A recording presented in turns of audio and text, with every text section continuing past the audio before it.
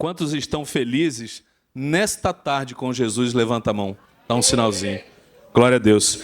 Eu agradeço aqui as palavras do pastor Bruno, me senti muito à vontade da última vez que estive aqui, mas eu quero dizer para vocês que a pessoa mais importante, o convidado mais importante, ele já está aqui.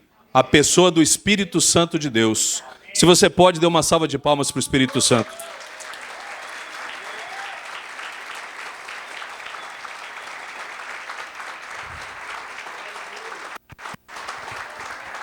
Aleluia. Vamos nos alimentar então da palavra?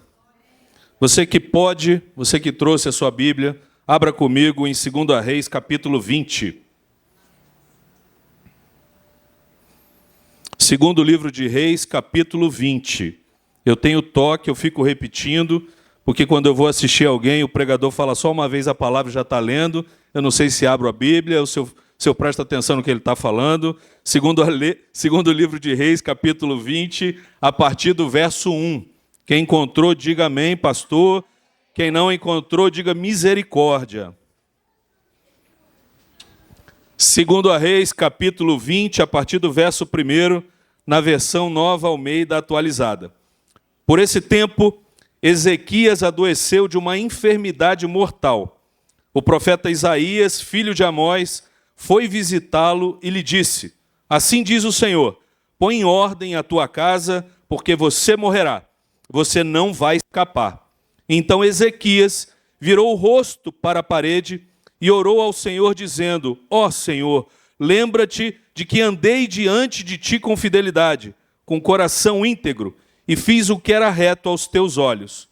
E Ezequias chorou amargamente.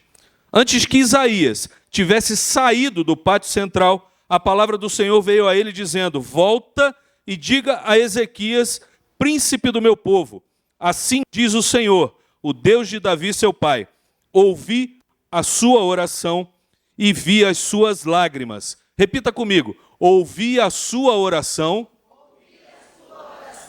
e vi as suas lágrimas. Eis que vou curá-lo, e ao terceiro dia você subirá à casa do Senhor. Acrescentarei 15 anos à sua vida e livrarei das mãos do rei da Síria, tanto você quanto esta cidade. Defenderei esta cidade por amor de mim e por amor a Davi, meu servo. Isaías disse mais: peguem uma pasta de figos. Eles a pegaram e a puseram sobre a úlcera. E Ezequias recuperou a saúde. Louvado seja Deus. Amados, no ordenamento jurídico brasileiro, nós temos que a herança é tudo aquilo que é transferido aos herdeiros quando alguém morre. Basicamente, há duas maneiras de alguém tomar posse de uma herança.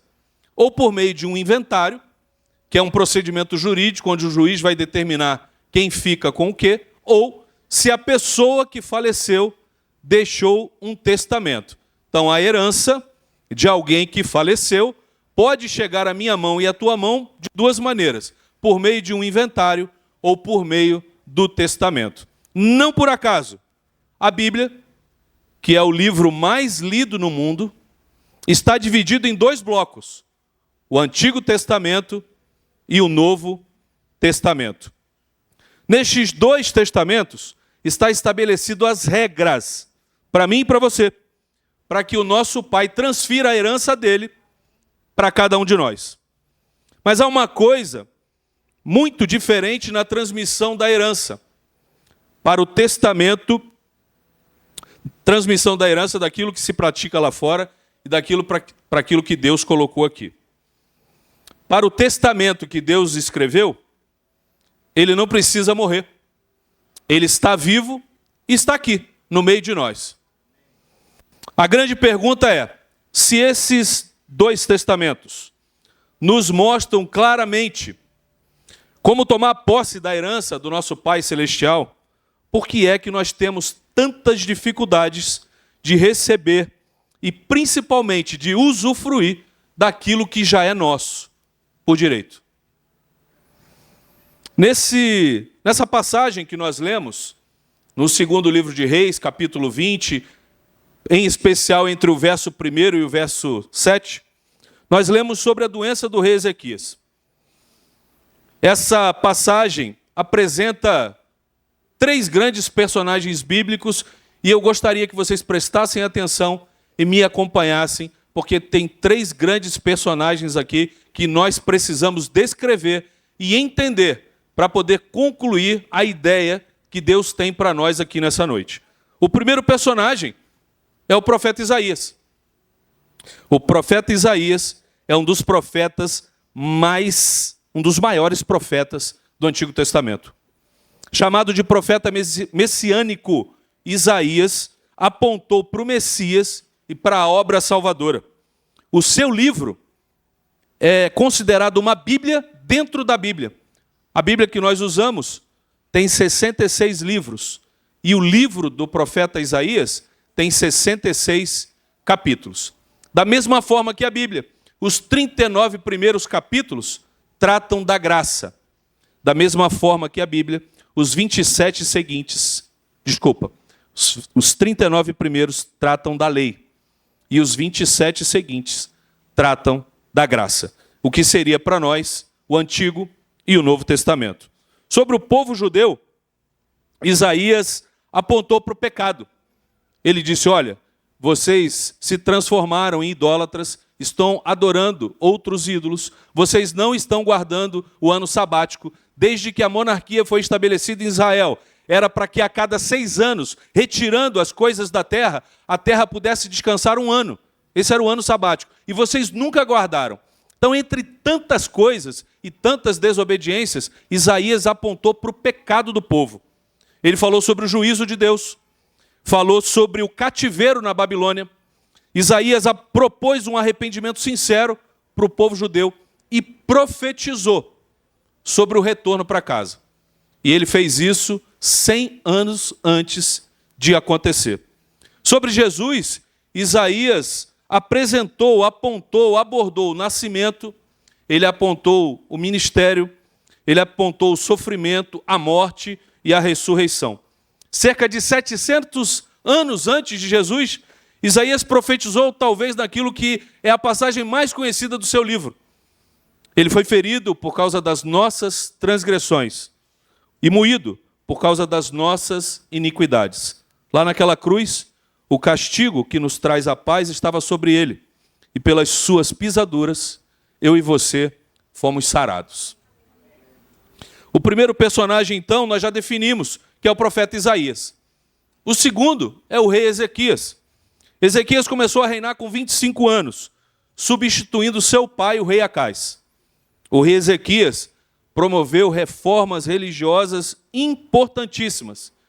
Ezequias reinaugurou o templo e convocou sacerdotes e levitas para consagrar e purificar a casa do Senhor, retirando dali tudo que era impuro. Ele restaurou a Páscoa. Por incrível que pareça, você lê a Bíblia e durante muito tempo, em várias oportunidades, Deus lembrava ao povo e aos profetas o que ele havia feito na saída do Egito. E mesmo assim, o povo se esqueceu. E acabou esquecendo de comemorar a Páscoa. Do grego, Pessá, significa passagem. Então a Páscoa, a primeira Páscoa, era a passagem da escravidão para a liberdade. E o povo parou de comemorar, de celebrar. E era um mandamento. Isaías restabeleceu o culto à Páscoa. E ele fez ainda mais. Naquele momento as tribos já tinham sido divididas, as tribos do norte e as tribos do sul. Isaías então convidou as tribos do norte a virem celebrar, todas as tribos juntas, num culto ao Senhor, em Jerusalém. Ezequias também aboliu as práticas idólatras. O povo prestava culto a Moloque. E ele deve ter tido, talvez, memórias assim terríveis, porque o seu pai Acais era extremamente ímpio.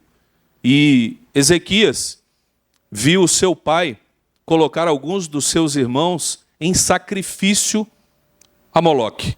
Se nós pudéssemos hoje representar a figura de Moloque aqui, seria o corpo de um ser humano com a cabeça de um boi, de um touro sentado, o seu tronco aqui aberto, pegando fogo, e o pai colocava o filho lá em sacrifício a Moloque. E é curioso, só abrindo um parênteses, porque quando Deus enviou a última praga no Egito, ele mandou que um cordeiro fosse morto, sem defeito, e o sangue do cordeiro fosse passado no umbral das portas. E ele disse, o anjo da morte vai passar e levarei os primogênitos. E logo depois, em Êxodo mesmo, Deus determinou que nós consagrássemos os nossos primogênitos a ele. E é curioso a obra do Satanás, porque ele não cria nada de novo. Deus disse, pega o teu primogênito, isso se aplica para a igreja hoje, pega o teu primogênito, o teu primeiro filho e consagra ao Senhor. E aí o Satanás, para fazer a gente descumprir, faz com que o rei pegue seu primeiro filho e coloque no fogo e queime. O primeiro sacrifício de consagrar o filho ao Senhor era para que essa criança pudesse servir a Deus. E o Satanás, mas era um sacrifício de trabalho, de amor, de serviço. E o Satanás manda queimar. Aí é sacrifício de dor, de sofrimento. E Ezequias está em Crônicas, Ezequias viu seu pai sacrificar seus irmãos no fogo, em adoração a Moloque. E a primeira coisa que ele fez foi acabar com esses sacrifícios em Jerusalém. O rei Ezequias, vocês verão, nós já lemos, mas nós vamos rever isso aí, foi exemplo de oração e de fé. Sua confiança em Deus, diante da ameaça do exército assírio, e sua súplica por cura, são modelos de espiritualidade, que ainda hoje devem tocar eu e você. Pela sua fidelidade a Deus, repita comigo, fidelidade a Deus. O rei Ezequias, está na Bíblia, ele é lembrado como um dos reis mais justos de Judá, comparável ao rei Davi. O primeiro personagem foi Isaías, o profeta. O segundo personagem foi Ezequias, o rei. O terceiro personagem é Deus. O Deus bondoso, longânimo, misericordioso, assaz benigno, todo-poderoso. O Deus criador dos céus e da terra. O mesmo Deus de ontem, de hoje e que será para sempre. O Deus de Abraão, de Isaque e de Jacó. O Santo de Israel, guarda de Sião. O Deus que já te abençoou com todas as bênçãos espirituais nas regiões celestiais. O Deus Pai do nosso Senhor Jesus Cristo. O Deus do amor incondicional pela tua vida. Do jeito que você é. O Deus da paz, o Deus da provisão, o Deus da cura, da libertação, o Deus da salvação. Esse é o terceiro personagem dessa história. Voltando para a doença do rei Ezequias, é importante destacar que a doença chegou para o rei num momento onde ele havia acabado de vencer uma grande dificuldade. A invasão, ou a tentativa de invasão, do exército assírio, com o propósito de destruir Jerusalém. Quando você chegar em casa, e eu sempre repito isso, pegue o hábito de pegar a passagem que foi usada aqui, leia ela e leia um capítulo antes e um depois. Quase sempre nessa correria a gente não tem muito tempo para ter intimidade com a Bíblia, e se você ler a passagem que o pregador apresentou e um capítulo antes e um depois, você consegue ter uma dimensão melhor e maior daquilo que a gente está oferecendo, a gente não, aquilo que Deus mandou oferecer para a igreja. No capítulo 19, o rei ficou desesperado, a ponto de convocar o profeta Isaías. Eles oraram, porque o rei Senaqueribe, ele tinha a intenção de destruir toda a cidade de Jerusalém. E o rei orou, e numa única noite, Deus mandou um anjo que matou 185 mil soldados. Não há na Bíblia nenhum outro relato de algo tão poderoso numa única noite. O rei voltou para casa e nunca mais tentou invadir Jerusalém novamente. Depois dele vencer esse momento tão difícil, porque ele rasgou suas vestes, se vestiu de pano de saco, seus principais oficiais também, ele já estava aí mais ou menos com 14 anos do seu reinado. Ele deve ter imaginado, já venci boa parte das minhas batalhas, acabei agora de me livrar do rei Senaqueribe e de todo o exército assírio. E aí, quando ele vive esse, provavelmente, o auge do seu reinado e da sua fé, Ezequias, então, é acometido de uma doença incurável. Incurável. Essa doença, ela faz com que Ezequias experimente uma crise pessoal. A sua fé agora é testada em outro nível.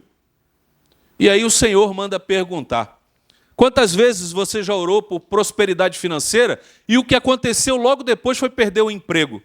Quantas vezes você orou para Deus pedindo uma ajuda com as finanças, com as contas, e o que aconteceu depois foi bater com o carro, cair de moto, emprestar dinheiro para alguém e a pessoa não pagar, queimar um eletrodoméstico dentro de casa? Quantas vezes você já colocou o joelho no chão e orou: Deus, a minha casa precisa ser tomada pela tua paz? E o que aconteceu depois foi uma enorme confusão, uma enorme dificuldade de relacionamento na família. O que eu preciso te dizer para essa noite é que, se você estiver vivendo isso, Deus está trabalhando a teu favor. Amém. Ele está trabalhando. Na verdade, os problemas fazem com que Deus nos aperfeiçoe, porque eu me arrisco a dizer que, se nós não tivéssemos problemas, nós nem estaríamos comemorando essa conferência aqui agora.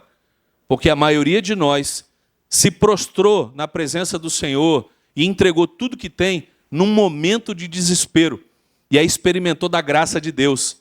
E quem consegue ver a graça, sentir a graça, experimentar a graça, não se afasta da presença do Senhor nunca mais.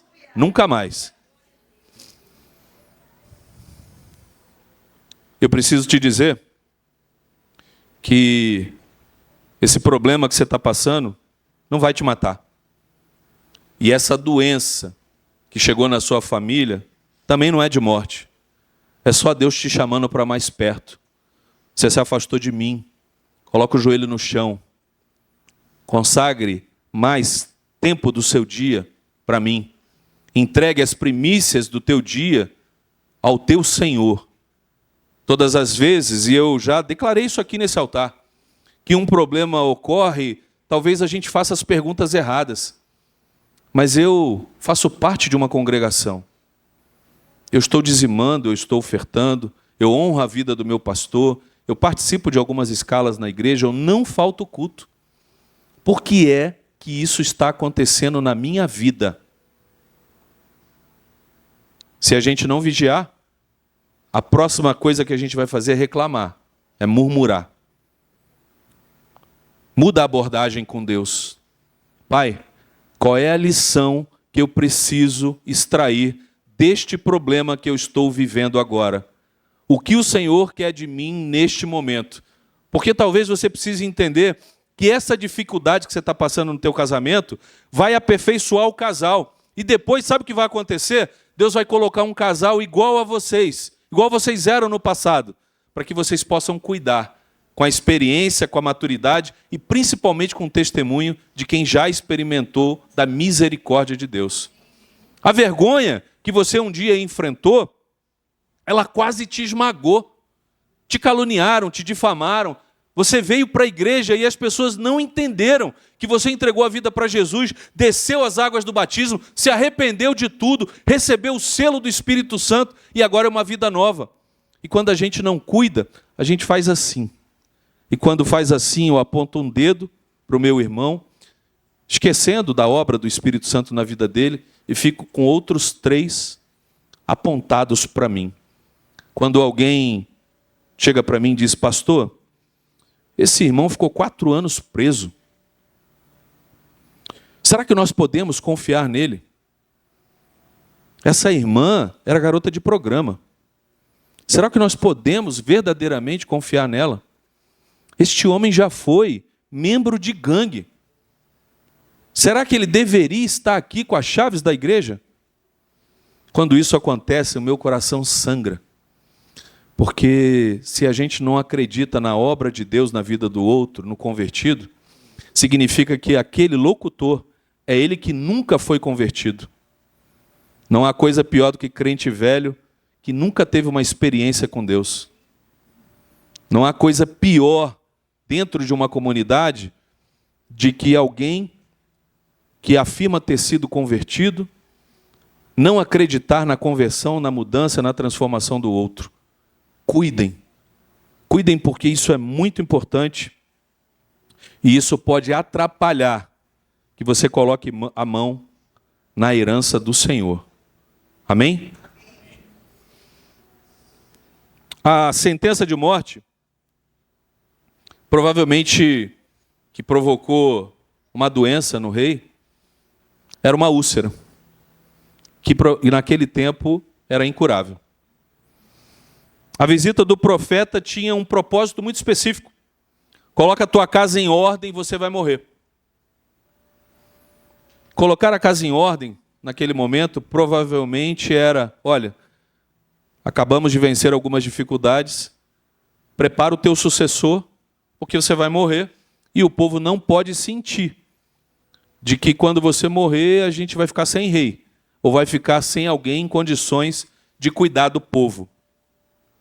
A profecia, creio eu, era para dizer, você vai morrer.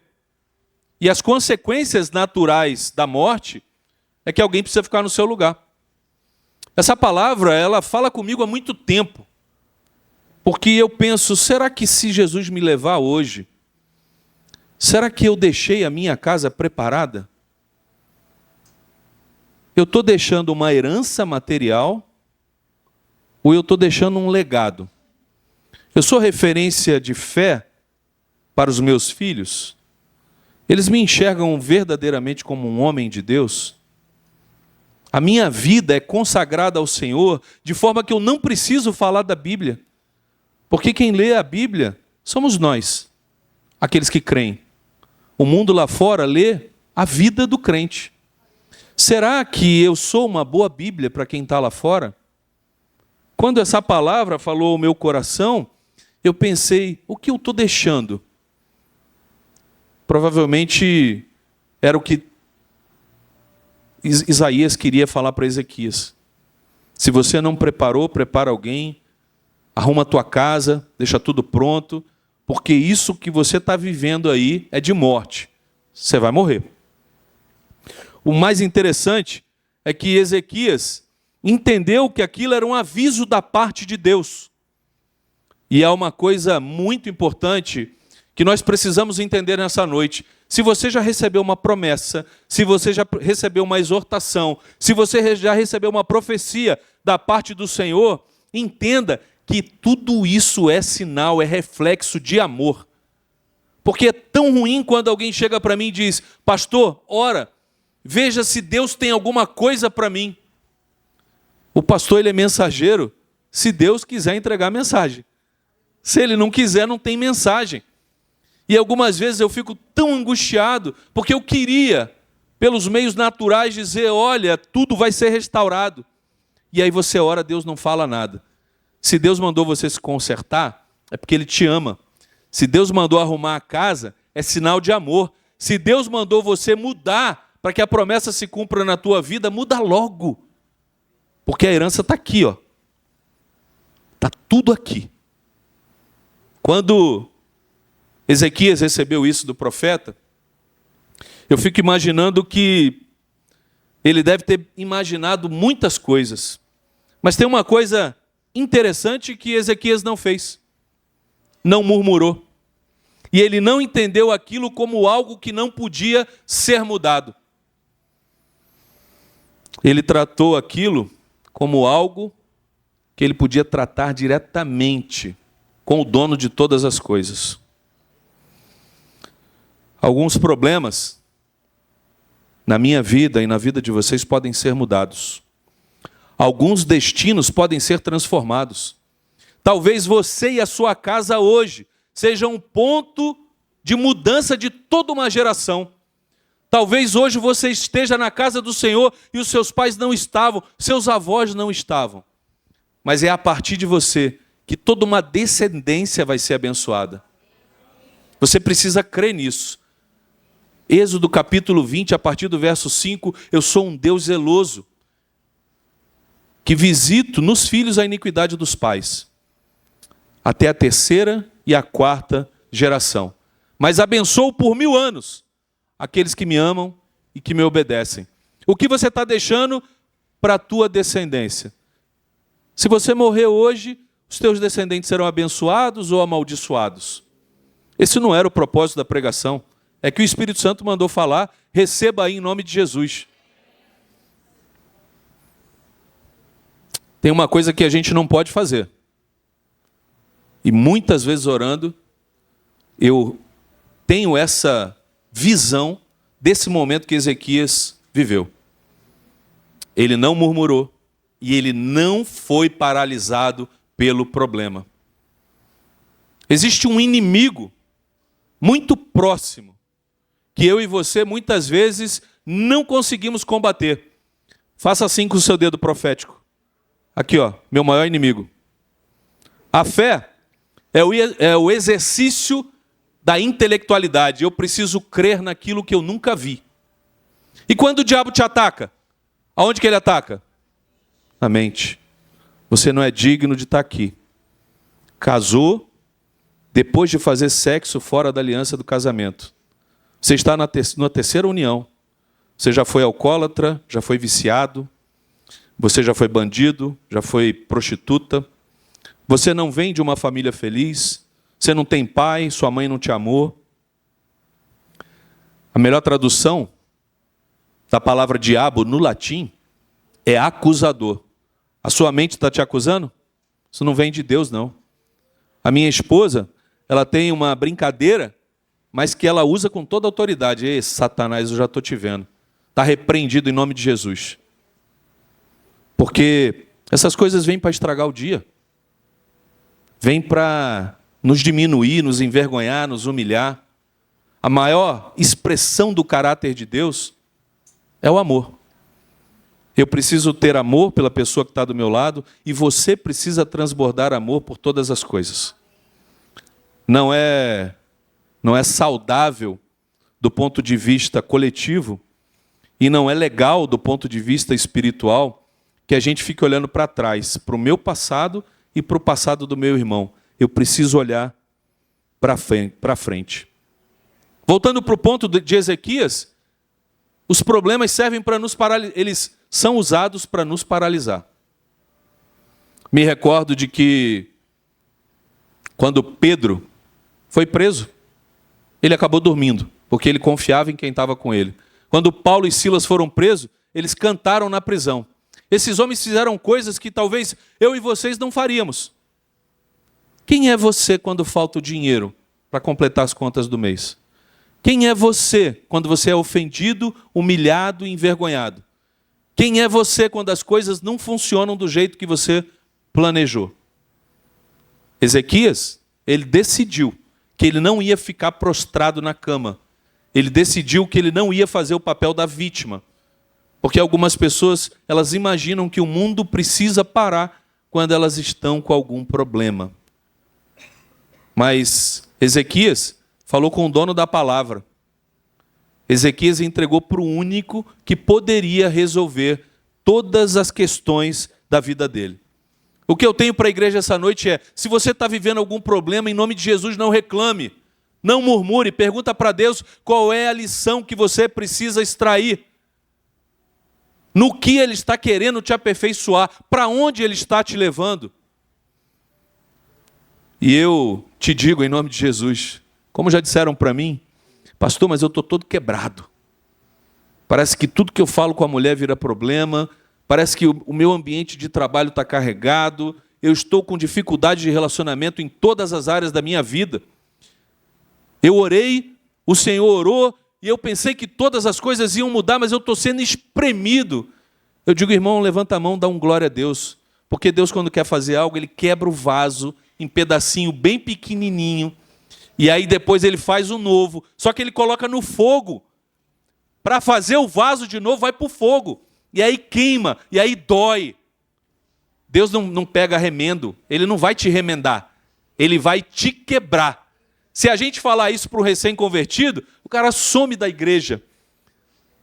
Mas ele precisa entender, ele vai entender depois, e eu e você já entendemos, que Deus diz, olha, do jeito que você está, não dá. Eu vou te quebrar todinho, vou te moldar de novo, vou amolecer esse barro, vou colocar no fogo, vou moldar tudo de novo, e depois eu te encho, e aí eu te encho, e aí você vai ser cheio da graça, você vai ser cheio da graça, e você vai ser cheio da graça. Cheio da graça, tudo que você fizer tem a presença de Deus.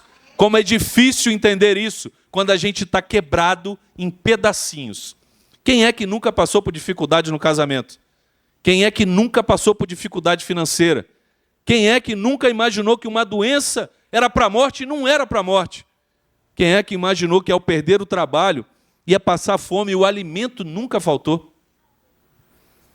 Quem é que imaginou que num determinado dia aquele seria o último dia da sua vida?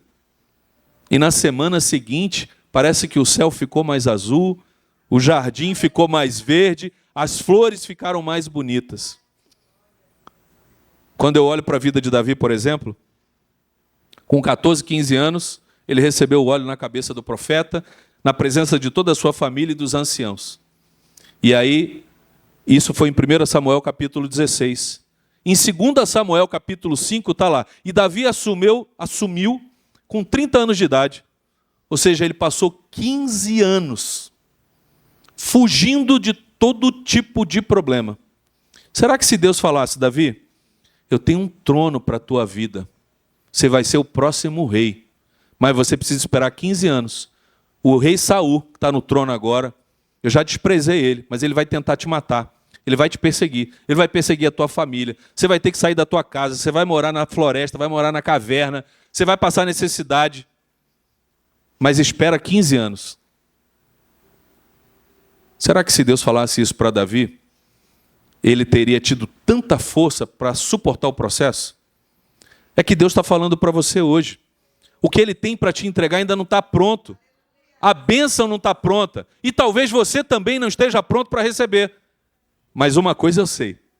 Esse Deus é fiel e aquilo que Ele prometeu vai se cumprir na tua casa, nos teus negócios, na tua vida, em nome do Senhor Jesus. A única coisa que eu e você precisamos ter é fé. Porque o justo viverá e sem fé é impossível. Vocês já sabem. Vocês já sabem. Se você sabe que o justo vive pela fé e sem fé é impossível agradar a Deus, por que é que às vezes a gente tem vontade de sumir? Por que é que às vezes a gente tem vontade de estar em qualquer lugar menos aqui? Por que é que às vezes a gente acha que está tudo destruído e não tem mais jeito? Cuida. Quando você for orar, cuida para que você tenha uma mente cada vez mais forte. Porque se a tua mente estiver conectada e renovada no Senhor, o mal não pode te tocar. E todo sentimento de indignidade, de vergonha, de constrangimento, de humilhação, ele vai ser arrancado de você pelo poder e pela autoridade do nome de Jesus. É preciso entender que Deus é fiel e a glória da segunda casa vai ser muito maior do que da primeira. O que vocês vão viver nesse novo tempo vai ser muito maior e melhor do que vocês já viveram nesses 7 anos aqui. Eu creio em nome de Jesus. Logo após receber a sentença de morte, Ezequias orou. É curioso porque ele não aceitou aquilo como algo inevitável. O profeta Isaías falou, um homem poderoso, eu vou morrer. E ele também não entendeu aquilo como algo que não poderia ser mudado. Ele apelou para a misericórdia de Deus. E é importante que quando Ezequias ora, ele não diz, epa, Isaías, você está ficando doido? Você é o profeta, mas eu sou o rei. Por que é que você tem a audácia, a coragem de vir aqui falar para mim que eu vou morrer? Ou ele poderia ter dito para o próprio profeta, eu sou da linhagem de Davi. Ele poderia ter dito, há uma promessa sobre a minha vida, e eu cuido do templo, eu toco, eu canto, eu sirvo no ministério infantil, eu faço parte da escala da entrada aqui. Ezequias não mencionou nada disso. Nem ele, não disse nem que era rei. Se vocês estiverem aí com a Bíblia aberta no celular ou fisicamente, Ezequias ele fez um negócio poderoso. Ele virou o rosto para a parede, assim está escrito na palavra, e ele disse, Senhor, olha como tenho te servido com fidelidade sincera, olha para o meu coração, olha para tudo que eu tenho feito, olha para a vida que eu tenho de devoção ao Senhor. E esse momento deve ter sido tão significativo, Porque o profeta entregou a mensagem e saiu. E provavelmente falou aqui na sala do rei e foi embora, atravessando o palácio. E antes de terminar, ainda no pátio do palácio, a palavra do Senhor veio de novo ao profeta. Ezequias entendeu que a oração pode mudar o rumo dos acontecimentos. Em Apocalipse capítulo 5, João teve uma visão entregue pelo próprio Jesus, que havia o trono de Deus, os seres viventes, 24 anciãos. E os anciãos estavam segurando uma taça. E a taça é a oração dos santos. Se nós pudéssemos agora ver a minha taça e ver a tua taça, o que é que teria dentro dela? Tudo o que a gente está vivendo, todas as nossas necessidades, nós estamos colocando em oração? Todas as nossas vitórias, nós agradecemos em oração? Como está a nossa vida de intimidade com o Senhor? Deus ouviu. Ele disse para o profeta, diga para Ezequias, ouvi sua oração e vi suas lágrimas. Mas ele não olhou para o rei e nem para a linhagem dele que vinha de Davi, não olhou para absolutamente nada que ele tinha feito. Deus prestou atenção num clamor sincero que vinha da onde? É curioso imaginar que a oração sincera, ou a melhor oração, vem do coração. A tua oração, ela é um discurso de faculdade, onde você tenta impressionar a Deus com palavras bem encaixadas, que combinam, que tem rima. Ou quando você fala com Deus, você cria um ambiente na tua casa para que haja a manifestação da glória e você fala com Deus com o teu coração. Como é que você tem se comunicado com o Senhor? Eu gosto de colocar um louvor. E eu gosto quando o Espírito Santo me toca e eu sou tomado pela presença dele e eu choro. Mas não é todo dia que eu vou chorar. Não é todo dia que aquele ambiente vai estar daquele jeito que eu gosto. Os crentes mais antigos dizem que quando você acha que não tem ninguém ouvindo, aí é que Deus se abaixou para ouvir. Aqueles que têm ligação direta com Deus sabem que todas as nossas necessidades só podem ser supridas nele. Mas eu me preocupo com um grupo de pessoas, com aqueles que não têm intimidade com Deus. Eles oram, eles jejuam, eles conhecem a palavra, eles não faltam ao culto.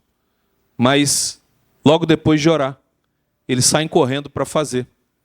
E aí a falta de intimidade com Deus, a falta de entendimento da palavra, pode fazer com que a gente crie expectativas nas coisas e nas pessoas. Quando, na verdade, as nossas expectativas devem estar sempre no Senhor. Eu escutei uma vez o Luciano Subirá falando, num café dos pastores, que quando ele vai cumprimentar um membro recém-convertido, ou alguém que acabou de participar da membresia, que pediu ingresso na membresia, ele diz, olha, eu tenho algo para te dizer. A chance de eu te decepcionar é muito grande. Porque somos pessoas de raízes diferentes, culturas diferentes, cada um de nós aqui veio de um lugar diferente, e a chance de eu fazer algo, de falar algo que não vai te agradar é muito grande. Então, Deus me plantou neste lugar, palavra do Luciano Subirá, me plantou neste lugar para eu coordenar este trabalho, como o pastor Bruno falou agora há pouco, para eu conduzir esta obra. Mas ninguém deve vir ao culto pelo pastor. O culto é de adoração ao Senhor. Algumas igrejas não podem publicar a escala de quem vai cantar, de quem vai dar a saudação e de quem vai pregar. Porque o membro olha e diz, isso aí hoje eu não vou não. A gente precisa rever alguns conceitos porque as nossas expectativas para a festa de adoração, que é o culto, precisam sempre estar no Senhor. Aqueles que têm ligação direta com os céus sabem, eu estou vivendo um problema, talvez eu tenha falhado em alguma área, deixei de vigiar, Deus está me chamando para mais perto. Eu vou esperar. Ele vai me mostrar o que Ele quer de mim nesse processo, Ele vai me amadurecer e eu vou sair. Se eu murmurar no deserto, lá eu fico. De lá eu não saio nunca mais. É uma pena perceber que algumas pessoas estão no deserto porque não leram o Testamento. Algumas pessoas deveriam ter passado 14 dias no deserto e estão há 40 anos em dificuldade, porque elas não entenderam exatamente o que Deus colocou aqui. É como um manual.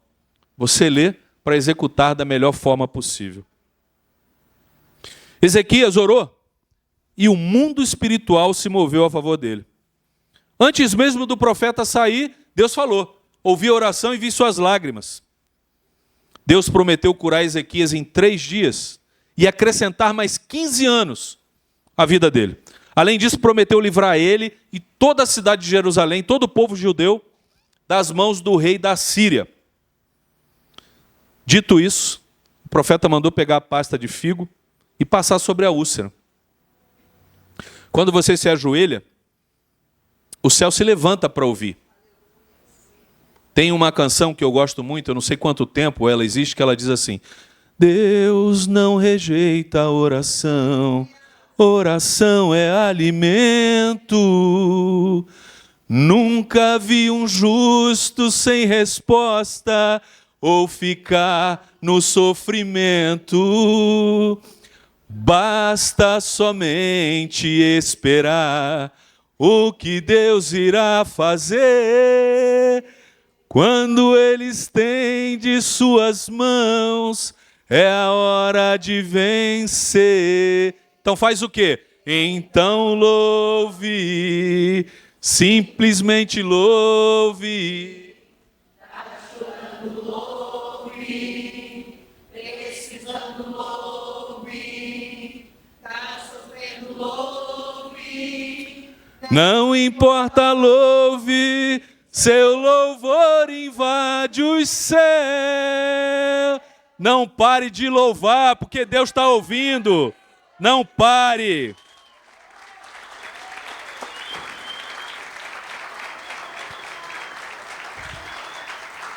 Se o ministério de louvor ainda estiver por aqui, eu queria convidar esse pessoal para vir para cá, para a gente poder encerrar o culto, que eu quero orar pela igreja, eu quero profetizar sobre este novo tempo, porque eu também quero viver este novo tempo com vocês. Essa oração do rei Ezequias, ela mexeu muito comigo, porque Ezequias recebeu uma sentença de morte. Ezequias não questionou, não reclamou e nem ficou irado. Ezequias lembrou a Deus quem Deus era para ele. E a maneira como Deus ouviu, aí me impactou. Fui ler a oração de Ezequias no hebraico, para tentar entender o que fez o Senhor se mover tão rapidamente naquela oração. Ezequias não mencionou quem ele era, nem o que ele tinha. Ezequias falou do coração. Lembra como tenho te servido com fidelidade sincera, com coração íntegro, perfeito. No hebraico, ele menciona a palavra ou a expressão Lev Shalem. Lev vem de coração e Shalem vem da mesma raiz hebraica da palavra Shalom. Shalom, nós já conhecemos, né? É mais tradicionalmente usada para definir paz. O que é importante lembrar, Jesus também falou sobre isso.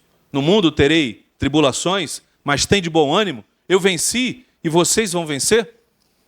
Shalom não é ausência de problemas, mas a presença de Deus em nossas vidas para todos os problemas. Lev Shalem, que foi a expressão que ele usou durante a oração, significa coração inteiro, um coração que não se divide, um coração alinhado a Deus. Existem algumas questões práticas que nós precisamos aplicar no nosso dia, é que tudo que é mal resolvido aqui, vem para cá. Todo sentimento mal resolvido, quando desce, vira comportamento. Se você me fez mal e eu não resolvi aqui, se descer para cá vai virar comportamento, eu vou querer te ofender, vou querer te agredir, vou querer devolver o que você me fez. Quando ele diz coração sincero, coração puro, coração alinhado a Deus, é para dizer: Pai, eu tenho me esforçado de todo jeito que eu posso, para que nada saia daqui e venha para cá, porque o meu coração é morada do Espírito Santo. E o Espírito Santo não mora em ambiente com ressentimento, com mágoa, com culpa, com vergonha, com plano de vingança. Quando Ezequias orou, e foi isso que me chamou a atenção, e é isso que tem que chamar a tua atenção, porque se funcionou com ele, Deus é fiel e vai cumprir na minha vida e na tua. Ele mandou olhar para o coração. Se você orar agora, e eu convido a igreja a ficar de pé para orar junto comigo, se você pedir para Deus orar, olhar para o teu coração, o que é que ele vai encontrar aí? Isso aqui não é um tribunal de culpa. O que a gente está propondo aqui é, se ainda tem alguma coisa que impede que o Espírito Santo faça morada no teu coração, joga fora hoje, em nome de Jesus.